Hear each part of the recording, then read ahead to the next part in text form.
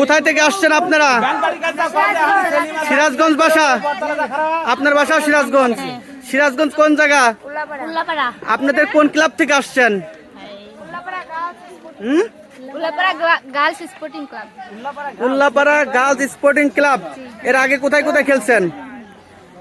অনেক জায়গায়, ঢাকাতে, আবার হচ্ছে কেসবিতে গেছিলাম 7 মাসের ক্যাম্পে, ওই জায়গাতেই ঘুরে আসছি। তো এখন ঢাকাতে বিগ লিগ খেলতে যাব কিছুদিন পর। এখন এই জায়গায় খেলতে আসছি, সবাই দোয়া করবেন আমার জন্য। ও আচ্ছা আচ্ছা, তো আজকে জিততে পারবেন তো? ইনশাআল্লাহ। হ্যাঁ, এরকম একটু করে দেখান। কতজন আসছেন সব সিরাজগঞ্জ থেকে? 18 জন। কি যোগে আসছেন? কি নিয়ে আসছেন? কি নিয়ে আসছেন? কি গাড়ি নিয়ে আসছেন? অটো, সিএনজিতে আসছেন? ঠিক আছে, হ্যাঁ আসতেছি স্যার।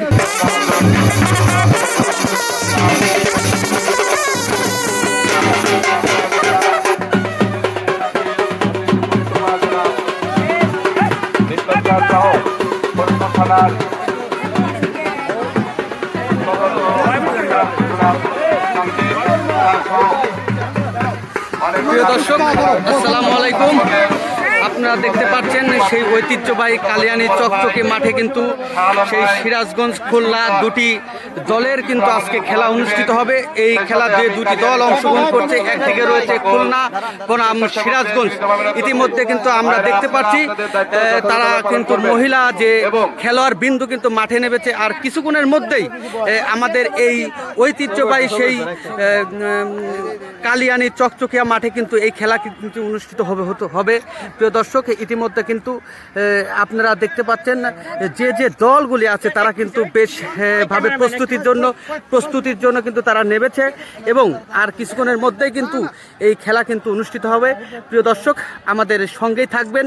আমরা আপনাদের মূল পর্বে যে খেলাটি আছে সেই খেলাতে কিন্তু আমরা নিয়ে যাব।